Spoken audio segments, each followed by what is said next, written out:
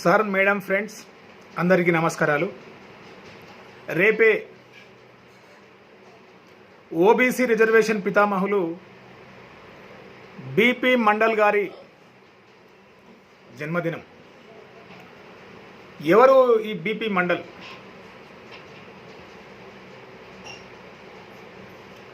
పంతొమ్మిది వందల 18 నుండి 1982 సంవత్సరం వరకు బీహార్ రాష్ట్రంలో జన్మించిన వ్యక్తి బీపీ మండల్. చాలామందికి ఈయన పూర్తి పేరు బిందేశ్వరి ప్రసాద్ మండల్ అనేటువంటి స్పష్టంగా తెలియకపోవచ్చు, కానీ మండల్ అంటే అందరు గుర్తిస్తారు. ఎందుకంటే 1980వ సంవత్సరం నుండి 93 వరకు దాదాపుగా 13 సంవత్సరాలు బీసీల సమగ్ర అభివృద్ధి కోసం రాజ్యాంగ స్ఫూర్తిగా ఏర్పడినటువంటి భారతదేశ బీసీల గొప్ప కమిషన్ చైర్మన్ ఈయన. వీరి ఆధ్వర్యంలో బీసీల సర్వతోముఖాభివృద్ధి కోసం 1979 జనవరి 1న ఈ కమిటీని ఏర్పాటు చేస్తే 1980 డిసెంబర్ 31 నాడు సబ్మిట్ చేస్తే, అంటే దాదాపుగా 2 సంవత్సరాల కాలంలో డాక్టర్ బిఆర్ అంబేద్కర్ గారు వారి ఆధ్వర్యంలో రాజ్యాంగ పరిషత్ రాజ్యాంగం రాయనికే 2 సంవత్సరాల 11 నెలల 18 రోజుల సమయం తీసుకున్నది. అంటే దాదాపుగా 3 ఏళ్ళు. దానికోసం వాళ్ళు చాలా సమగ్రమైనటువంటి రాజ్యాంగం రాశారు. ఆ రాజ్యాంగ స్ఫూర్తిని 340 ఆర్టికల్ను బేస్ చేసుకొని వచ్చినటువంటి కమిషనే బీపీ మండల్. దాన్నే మనం మండల్ కమిషన్ అంటాం. దేశం మొత్తంలో మొదటిసారిగా బీసీల కోసం 1953లో కాకా కాలేకర్ కమిషన్ ఏరియడం జరిగింది. అది 55 రికమెండేషన్ ఇస్తే అవి ఇంప్లిమెంట్ కాలేదు. కాబట్టి 79 నుండి 80 వరకు 2 సంవత్సరాలు బీసీల కోసం సమగ్రంగా అధ్యయనం చేసి వారి సర్వతోముఖాభివృద్ధి కోసం all round development of the BCs పైన సోషల్గా బీసీలకు లోపల సోషల్గా, ఎకనామికల్లీ, పొలిటికల్లీ, ఫిలాసఫికల్లీ అట్లా వారిపైన సమగ్రంగా అధ్యయనం చేసినటువంటి కమిషన్ మండల్ కమిషన్. 2 సంవత్సరాల కాలంలో సమగ్రంగా అధ్యయనం చేసి 40 నివేదికలు ఇవ్వడం జరిగింది. 40 ప్రతిపాదనలు, 40 రికమెండేషన్స్. ఇక్కడ ఒక ఆసక్తికరమైన చర్చ ఏంటంటే, భారత రాజ్యాంగంలో 1950 జనవరి 26న అమల్లోకి వచ్చిన భారత రాజ్యాంగంలో ఎస్సీలు అంటే ఎవరు? Schedule caste. ఎస్టీ అంటే ఎవరు? Schedule tribe. దీనిపైన సమర్థవంతమైనటువంటి అంటే సక్రమైన వెరీ క్లియర్ కట్ డెఫినేషన్ ఉంది. కానీ బీసీలో వచ్చే వరకు మాత్రం 340 ఆర్టికల్లో, 46 ఆర్టికల్లో, మిగతా కొంత అక్కడక్కడ వాళ్ళ గురించి ప్రస్తావన వచ్చినప్పటికీ బీసీల పైన సమగ్రంగా డెఫినేషన్ లేదు. ఉన్న 340 ఆర్టికల్లో కూడా సోషల్లీ ఎడ్యుకేషనల్లీ బ్యాక్వర్డ్ అనే పదాలు వాడుతూ బీసీ అంటే బ్యాక్వర్డ్ క్లాసెస్ అన్నటువంటి అంశం అక్కడ ఉంది. ఇక్కడ క్లాస్ వర్గము, క్యాస్ట్ కులము. భారతదేశంలో వర్ణాంతర క్రమం నుండి వచ్చినటువంటిదే కులం. ఆ కులం అనే దాన్ని బేస్ చేయకుండా బీసీ అంటే బ్యాక్వర్డ్ క్యాస్ట్ అనేది బేస్ చేయకపోవడం వల్ల చాలా నష్టం జరిగింది. కాబట్టి ఈ నష్టాన్ని పూడ్చడం కోసం దేశవ్యాప్తంగా 2 సంవత్సరాలు అనేక ప్రాతిపదికలు తీసుకొని, పారామీటర్ తీసుకొని, ముఖ్యంగా బీసీలు అంటే ఎవరో మొదటిసారిగా డిఫైన్ చేసినటువంటి commission mandal commission. Who is the BC? Kanshi Ram గారు చెప్పినట్లు what is the biggest problem in India. Mulayam Singh గారు చెప్పినట్లు what is the basic process of BCs. Lalu Prasad గారు చెప్పినట్లు ఇలాంటి ఎంతో గొప్ప వ్యక్తులు బీసీల గురించి పదే పదే మాట్లాడుతూ ఉన్నారు. నిన్న కూడా గౌరవ పిఎం నరేంద్ర మోడీ గారిని బీహార్ రాష్ట్రం నుంచి ఆ రాష్ట్ర ముఖ్యమంత్రి నితీష్ కుమార్ గారు, ప్రతిపక్ష నాయకులు తేజస్వి యాదవ్ గారితో పాటు మిగతా 8 మొత్తం కలుపుకొని 10 ప్రతిపక్ష పార్టీలు వచ్చి వారికి దేశవ్యాప్తంగా బీసీల కులగణన చేయండి అని చెప్పినటువంటి వాళ్ళందరిలో కూడా వారికి నిన్న విన్నవించడం జరిగింది. అది సరైన డిమాండ్. ఎందుకంటే మండల్ కమిషన్లో మండల్ ప్రతిపాదనలో అదొక ముఖ్యమైన అంశం.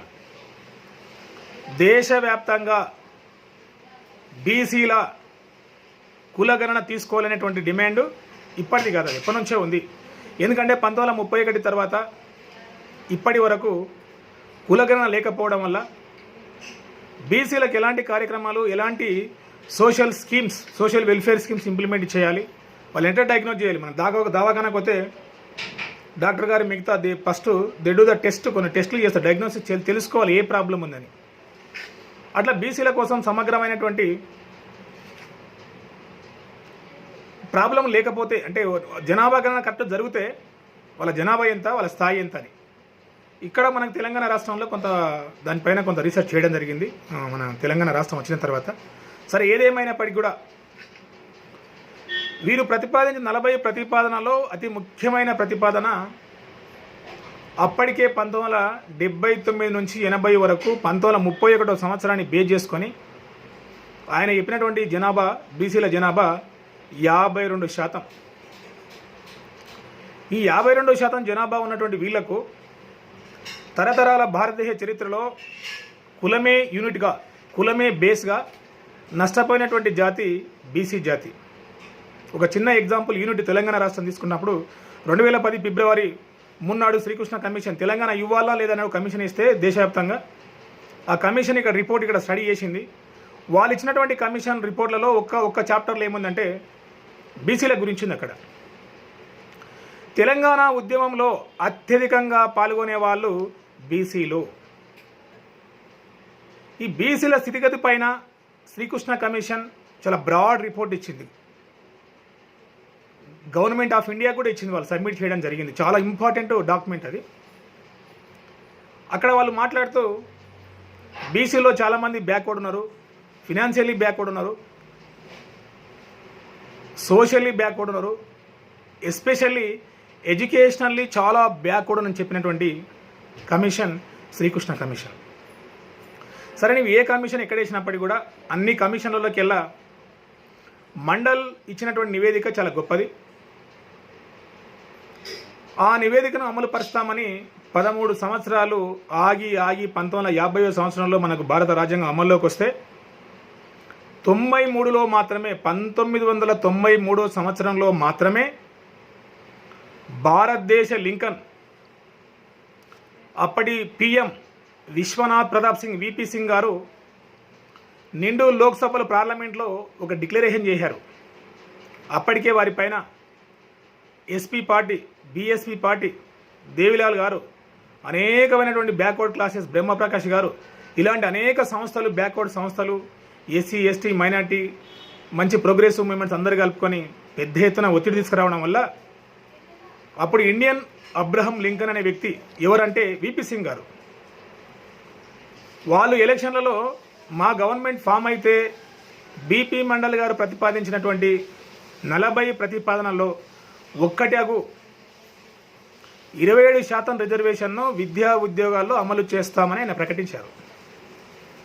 ఆయన ప్రకటించింది 1990 ఆగస్టు 7 నాడు. ఎందుకంటే ఆయన కూడా గొప్ప ప్రెషర్ వల్ల ఆయన ప్రకటించాడు. అది ఏదేమైనప్పటికీ కూడా అప్పటికి చాలా సంఘాలు నిట్టనీలుగా, దేశం అనే నిట్టనీలుగా అటు ఇటు జరిగి జై మండల్ అనేవాళ్ళు, మండల్ వద్దు అనేవాళ్ళు, అప్పుడు ఎస్సీ ఎస్టీ బీసీ మైనార్టీ మొత్తం కలుపుకొని తరతరాల భారతదేశ చరిత్రలో బీసీలు వెనుకబడిపోయినారు.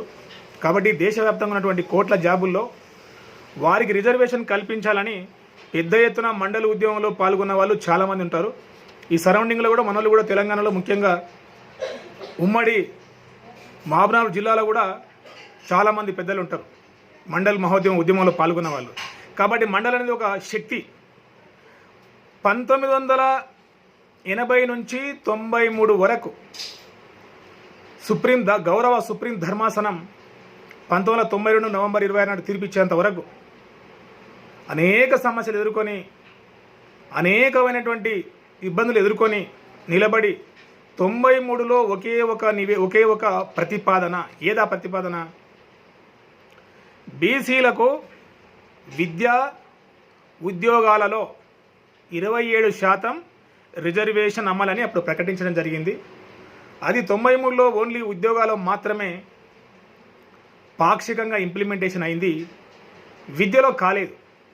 మళ్ళీ అనేక ప్రెషర్ల ద్వారా, ముఖ్యంగా ఎస్పీ, బీఎస్పీ, ఆర్జేడీ ఇలాంటి పార్టీల బలమైనటువంటి ఎన్నికల ప్రెషర్ ద్వారా 2008వ సంవత్సరంలో అప్పటి గౌరవ పిఎం మన్మోహన్ సింగ్ గారు ఉన్నతులను ఎక్కువగా పెంచి విద్యలో కొంత ఇంప్లిమెంట్ చేయడం జరిగింది. వైద్యులు కూడా మొన్న గౌరవ పిఎం గారు దాని గురించి ప్రస్తావించారు. ఏదేమైనప్పటికీ 27% కూడా కరెక్ట్ ఇంప్లిమెంట్ కాకపోతుంది. బీసీలో సమగ్ర వికాసం రావాలంటే, ఆల్రౌండ్ డెవలప్మెంట్ రావాలంటే వాళ్ళకు కొన్ని అవకాశాలు కల్పించాల్సిన అవసరం ఎంతైనా ఉంది. కాబట్టి మండలి ఒక మామూలు వ్యక్తి కాదు, ఈయన ఒక శక్తి. మండలి ఒక స్వాతంత్ర సమరయోధులు, 2 సార్లు ఎమ్మెల్యేగా, ఎమ్మెల్సీగా, ఎంపీగా పనిచేసిన వ్యక్తి, అవినీతి ఉద్యమంలో పనిచేసిన వ్యక్తి, మెజిస్ట్రేట్గా పనిచేసిన వ్యక్తి, ముఖ్యంగా బీహార్ సీఎంగా 30 రోజులు పనిచేసిన వ్యక్తి, బీద ప్రజల కోసం, నిక్కచి పాలన కోసం 30 రోజుల్లో పనిచేసి ముఖ్యమంత్రి పదవిని తృణప్రాయంగా 1968వ సంవత్సరంలో నెల రోజుల్ని కోల్పోయినటువంటి మహనీయుడు ఎవరై అంటే బీపీ మండల్. కాబట్టి మండల్ అనే వ్యక్తి ఒక శక్తి. మండల్ అనేటువంటి ఉద్యమం 1980 నుంచి 93 వరకు అదొక విప్లవం అంటారు కొంతమంది. అందుకనే చాలామంది మాట్లాడుతూ mandal is the social justice of India. BP mandal is a the great reformer and also father of the OBC reservation in India. అందుకనే మండల్ చెప్పినటువంటి మండల్ నివేదిక not only to provide the reservations but also all round development of the BCs. ఆయన ఏదో reservation ఇవ్వడమే కాకుండా బీసీలో వెనుకబాటు గురైతే దేశం వెనుకబాటు గురైనట్లే. అప్పటి వరకు ఎవ్వరూ అనాలసిస్ చేయని స్థాయి కన్నా ఎక్కువ స్థాయిలో, వెరీ బ్రాడ్ కాన్సెప్ట్లో లోతుగా బీసీల గురించి సమగ్రంగా అధ్యయనం చేసినటువంటి మొట్టమొదటి వ్యక్తి బీపీ మండల్ గారు. అందుకనే మనం 1990 ఆగస్టు 7న మండల్ డే జరుపుకుంటాం. ఇది ఆగస్టు 25న బీపీ మండల్ గారి జన్మదినంగా జరుపుకుంటాం. కాబట్టి ఎస్సీ, ఎస్టీ, బీసీ ఆయన పుణ్యమాన్ చెప్పి 1992-93లోనే 73-74 రాజ్యాంగ సవరణ ప్రకారం బీసీలలో ఈరోజు వార్డు మెంబర్లు అవుతారు. ఎంపీటీసీలు, జెడ్పీటీసీలు, ఎంపీపీలు లోక్సభ పార్లమెంట్లో ఉండాలని ఆయన చెప్పిండు. కానీ ఇవి మాత్రం రాజకీయంగా ఈ రిజర్వేషన్ ఇంప్లిమెంట్ అవుతూ ఉంది. కాబట్టి బీసీలలో మార్పు వస్తే, బీసీలు ముందుకు వెళితే దేశం యొక్క ఇన్క్లూసివ్ రేట్, సమీకృత వృద్ధి పెరిగి మానవ అభివృద్ధి సూచికలో దేశం ముందుకెళ్ళనికే అవకాశం ఉంది. కాబట్టి ప్రభుత్వాలు this is the very important థింగ్గా గుర్తిస్తూ, అందుకనే బీపీ మండల్ గారు ఒక మాట చెప్తారు, the backwardness of the BCs, this kind of concept should recall the minds of BCs as a fight on your backwardness, battle on your backwardness అని అంటాడు. బీసీల మెదళ్లలో వారి వెనుకబాటు పైన యుద్ధం జరగాలి, వారి విద్య, ఉద్యోగ, ఉపాధి అవకాశాలలో ముందుకెళ్ళాలి. ఇట్లా ఎన్నో సమగ్రమైన విషయాలు చెప్పినటువంటి వ్యక్తి బీపీ మండల్ గారు. ఆయన పైన చర్చ రావాల్సిన అవసరం ఉంది. బీసీలో సమగ్ర అభివృద్ధి జరగాల్సిన అవసరం ఉంది. దేశం ఒకటిగా ముందుకెళ్లాల్సిన అవసరం ఉంది. ఇప్పటికే మనం అనేక విజయాలు సాధించాం. దీన్ని కూడా సాధించిన దిశగా ముందుకు వెళ్ళాలి.